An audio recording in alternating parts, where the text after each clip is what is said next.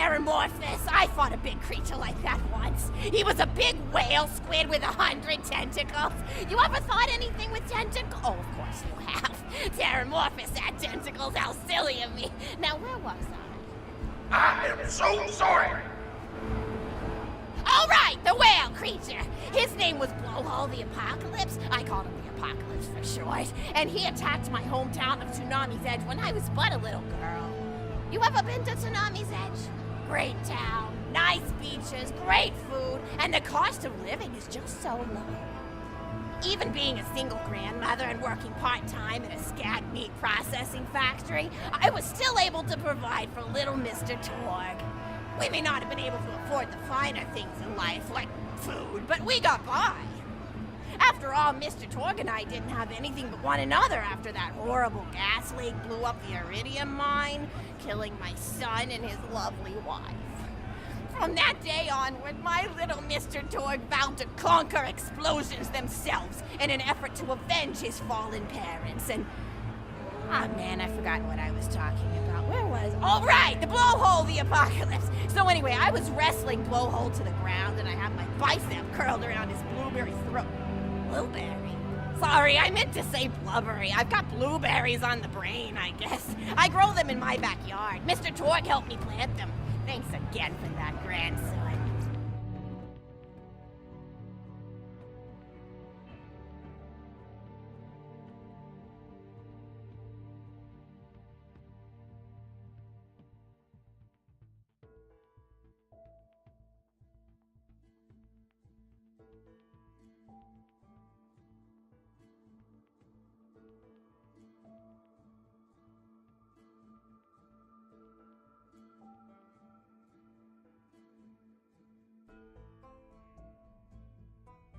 I love you, Grandma!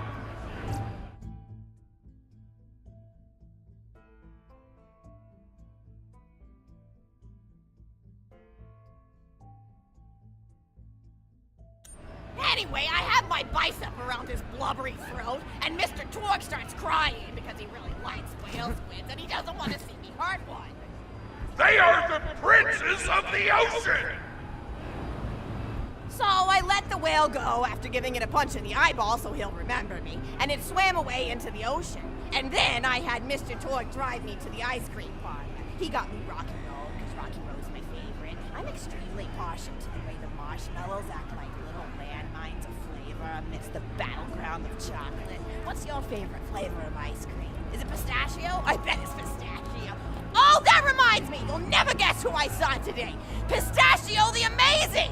He's a magician who studied under Crazy Earl, so he's got that weird mustache, you know, but I saw him make a rack hive disappear. A whole rack hive! I said to Mr. Torg, Mr. Torg, wasn't that amazing? And he said, yes, it was, Grandma. Didn't you say that high five? You remember saying that? I remember, Grandma! And we stood in line afterward and got his autograph, and I thought I had it somewhere around here, but it's probably in the attic. I really ought to go up there and clean it out one of these days. I have so many little keepsakes up there. You're paying attention, right? Say, what's my favorite flavor of ice cream? Oh, so you are listening, how wonderful. You're an even better listener than my old pet rack, Beasto. Beasto was such a sweetie. You ever had a pet rack? If you can tame them, they are the sweetest pet you'll ever have. He used to just sit on my shoulder and bite chunks of flesh out of my neck to pass the time. I still remember the way he used to tweet. He went, tweet, tweet. It was so cute. I had a conversation with him once. I said, Mr. Beasto. He liked being called Mr. Beasto. It made him feel like an aristocrat. I said, Mr. Beasto, you're looking very cute today. And he said, oh, thank you, that's so nice. Or he tweeted in a way that made me know that's how he felt. And then he lowered his little head like he was taking a bow. It was adorable. Beasto was my third pet rack. First I had Woody. He got hit by a train. Then I had Anita. She got shot up trying to take vengeance on the train that killed Woody. And then I found Beasto making little poops on the windmill outside our house. After Mr. Torg and I wrestled her to the ground, I did a flying pile driver off a nearby tower tree. Got him straight in the spine and brought him down. We brought him in and fed him some skag steaks until he decided he loved us.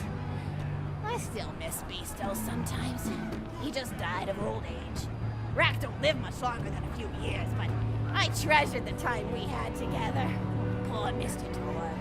When Beasto died, he cried for a week.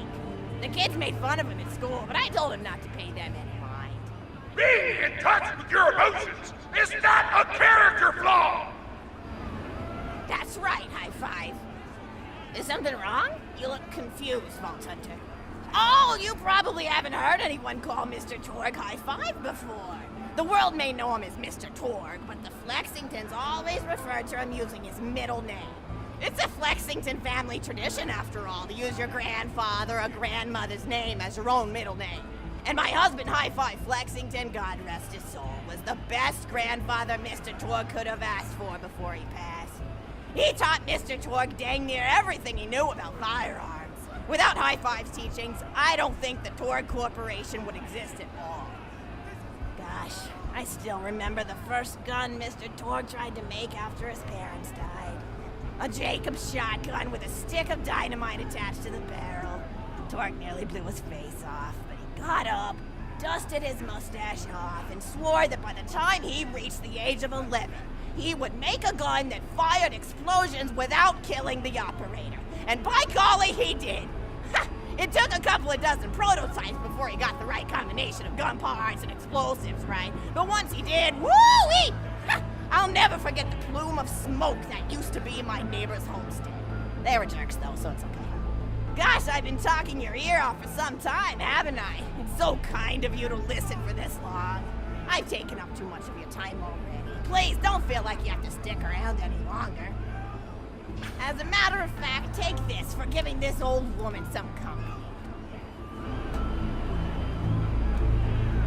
Woo! You're even more attractive than Mr. Torg said you were. I've got another story for you, but